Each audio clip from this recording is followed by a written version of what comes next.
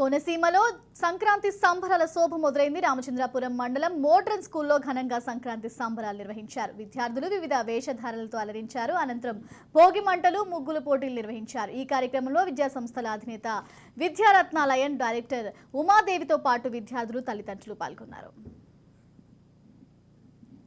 సంబరాలు నిర్వహించడం జరుగుతుంది జిఎండి మోడర్న్ హై స్కూల్ తరఫున. దీంట్లో అందరూ ఉపాధ్యాయులు, పిల్లలు, మేనేజ్మెంట్ అందరూ కూడా చాలా చురుగ్గా పాల్గొన్నారు. సంక్రాంతి యొక్క ప్రత్యేకత ఏమిటంటే మిగిలిన అన్ని పండుగల కన్నా కూడా చాలా పెద్ద పండుగగా మనం దీన్ని పేర్కొనవచ్చు. దీనికి కారణం అన్ని పండుగల కన్నా కూడా దీని ప్రత్యేకత కొన్ని విశిష్టమైన లక్షణాలు ఉన్నాయి.